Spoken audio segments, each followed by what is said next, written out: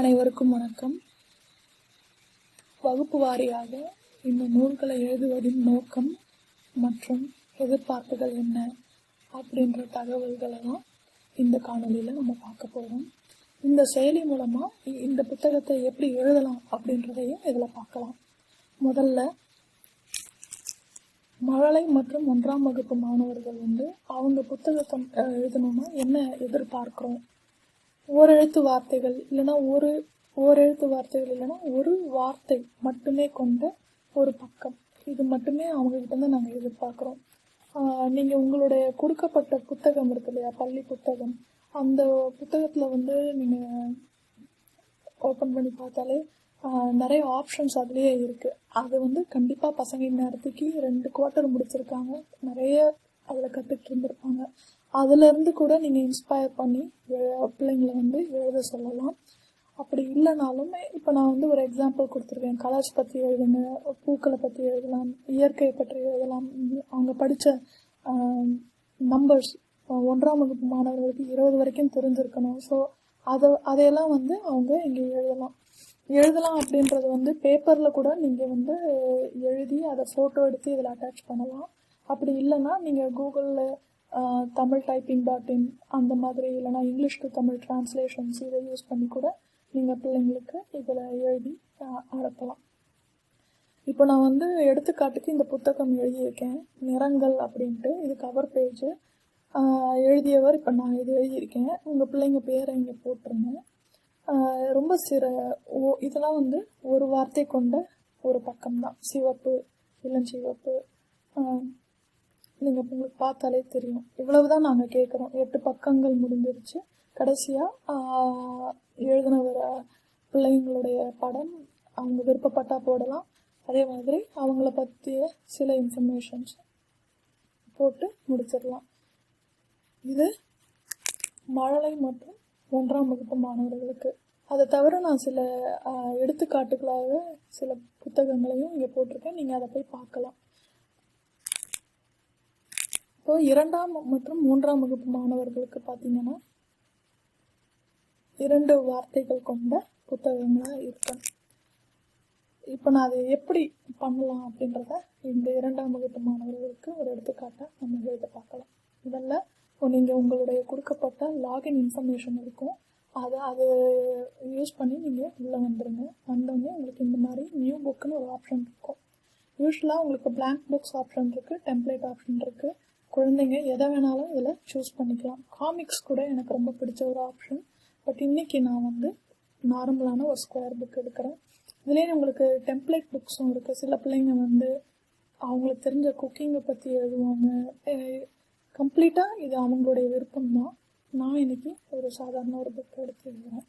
நான் என்ன எழுத போகிறேன் அப்படின்ற தகவலையும் அந்த நான் ஏற்கனவே எடுத்து ரெடியாக வச்சுருக்கேன். இன்றைக்கி நான் கிரேட் 2 பிள்ளைகளுக்காக எழுதுறதுனால 2 வார்த்தைகள் மினிமம் அவங்களுக்கு ரிப்பீட்டேட்டிவ் வேர்ட்ஸாகவும் இருந்தாலும் இன்னும் இன்ட்ரெஸ்டிங்காக இருக்கும். ஸோ இப்போ என்ன வேண்டும், நான் இந்த இடத்துல போய் டெக்ஸ்ட் ஆப்ஷனில் என்ன வேண்டும் அப்படின்னு போட்டு,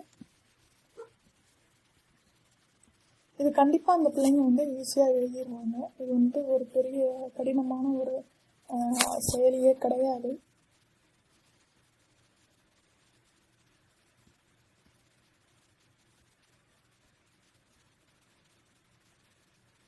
பெருசாக்கணும்னா இந்த மாதிரி எழுதிக்கலாம், அந்த கலரை மாற்றணும்னா இந்த மாதிரி மாற்றிக்கணும், செஞ்சுக்கலாம். இப்போ நான் இம்போர்ட்டில் ஆப்ஷனில் போய் இங்கிலீஷில் தேடுவேன்.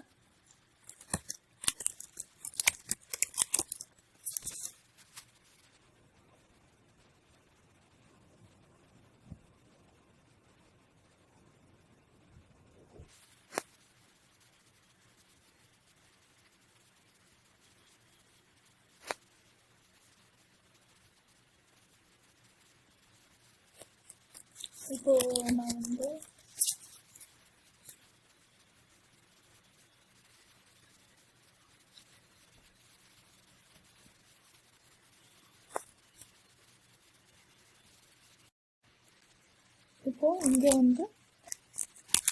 எழுதினவங்க யார் அப்படின்றதையும் போட்டுடலாம். இங்கே பார்த்தீங்கன்னா இந்த மாதிரி ஒரு பச்சை கலரில் ஒரு லைன் தெரியும். அதே மாதிரி இளஞ்சிவப்பு கலர்லையும் ஒரு லைன் தெரியும். இது வந்து நீங்கள் உங்களுடைய அலைன்மெண்ட்டை இதை வச்சு பண்ணிக்கலாம். பிள்ளைங்களுக்கு இது ஒரு வாட்டி சொல்லி கொடுத்தாலே போதும், அவங்களே தானாக பண்ணிடுவாங்க. இந்த அடுத்து என்ன வேண்டும் அப்படின்றது தான் என்னுடைய புத்தகம் தலைப்பு பெயர். இப்போ நான் அதே தான் வந்து எல்லா இடத்துலையுமே ரிப்பீட்டேட்டிவாக பண்ண போகிறேன். இப்போது இதில் வந்து என்ன வேண்டும், நான் முதல்ல இங்கே வந்து ஏற்கனவே எழுதி வச்சுருக்கேன். எனக்கு தண்ணீர் வேண்டும். சில குழந்தைகளுக்கு வந்து என்ன வேணும் அப்படின்றதுக்கு சொல்கிறது கூட அவங்களுக்கு தெரியாது. ஸோ இந்த புத்தகம் படித்த அப்புறமா அவங்களால அந்த மற்றவங்ககிட்ட பேசும்போது அது ஒரு நல்ல யூஸ்ஃபுல்லாக இருக்கும்னு நினைக்கிறேன்.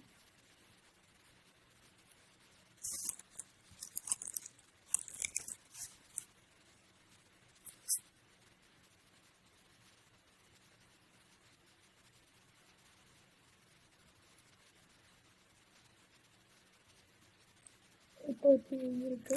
அடுத்து வந்து தண்ணீர் வேண்டும்.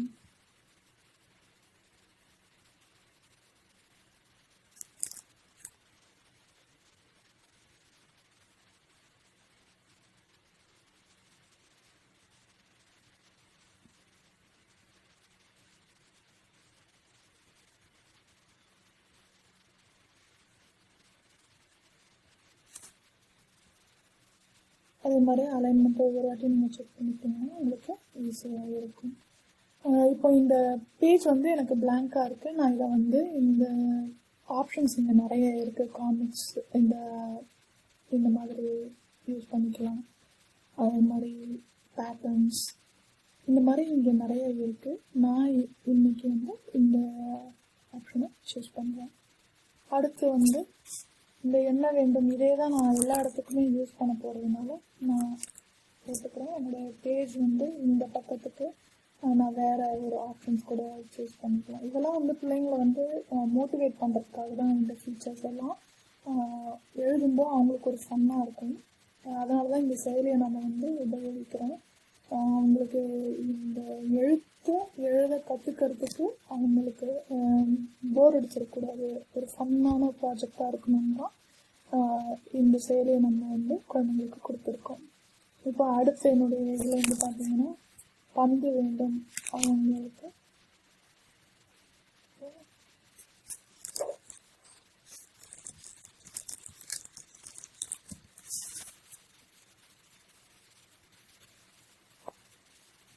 நீங்கள் இதில் இருக்கிற எந்த பிக்சர் வேணாலும் யூஸ் பண்ணலாம். இது எல்லாமே வந்து கமர்ஷியலி யூஸ் பண்ணுறதுக்கு லைசன்ஸ் கொண்டது தான்.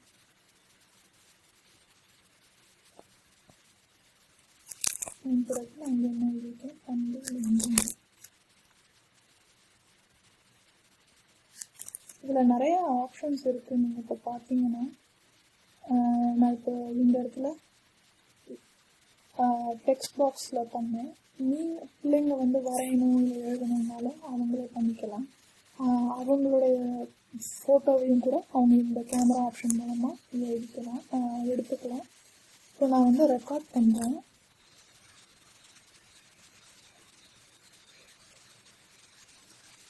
பந்து வேண்டும். இப்போ வந்து இது இங்கே போட்டுட்டோம்னா இப்போ வர பிள்ளைங்க இந்த இதை கிளிக் பண்ணும்போது இங்கே என்ன எழுதியிருக்காங்க, பந்து வேண்டும் அப்படின்றத அவங்க கேட்டும் தெரிஞ்சுக்கலாம்.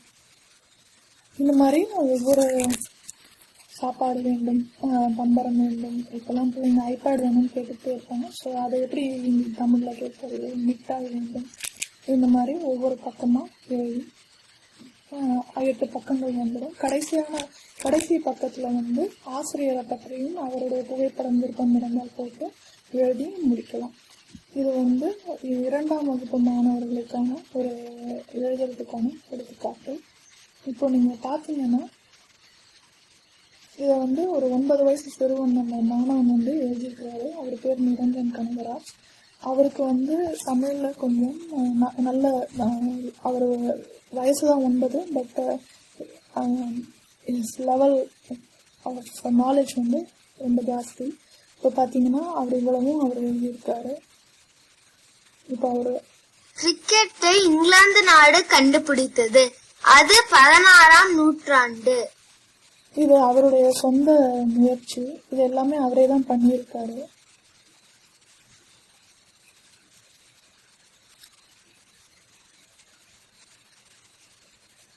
இப்போ 3ஆம் வகுப்பு மாணவர்களுக்கு வந்து நாங்கள் வந்து மினிமம் 3 வார்த்தைகள் கொண்ட ஒரு சென்டென்ஸ் அவங்க 3ஆம் வகுப்புன்னு சொல்லிட்டோம். 4ஆம் வகுப்பு மாணவர்கள் வந்து மினிமம் 3 வார்த்தைகள் கொண்ட ஒரு வாக்கியங்களை எழுதுவதற்கு அவங்களுக்கு முடியும். அதனால இப்போ பார்த்தீங்கன்னா, நீ என்ன செய்கிறாய், நான் தண்ணீர் குடிக்கிறேன், நான் வீட்டு பாடம் எழுதுகிறேன், நான் ஓடுகிறேன், நான் இந்த இது ரிப்பிட்டேட்டிவாக இருக்குது. இது மற்றவங்க படிக்கும்போது அந்த பிள்ளைங்களுக்கு வந்து ஃபைனலாக என்ன இந்த அவுட்புட்னா, யாராவது நீ என்ன செய்கிற அப்படின்னா அவங்களுக்கு அதுக்கு பதில் சொல்ல தெரியும். இதை பார்த்தா அவங்களுக்கு அட்லீஸ்ட் அதை என்ன சொல்லணுன்ற ஒரு ஃபார்மேட்டாவது தெரியும்.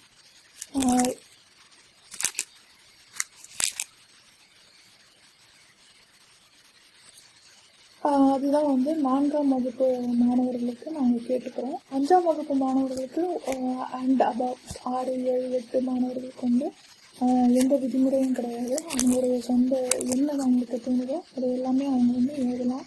எடுத்துக்காட்டுக்கு வந்து நான் காமிக்கணும்னு நினச்சேன்னா, இப்போ நான் யோகான்னு ஒரு புக்கை எழுதியிருக்கேன். அதில் வந்து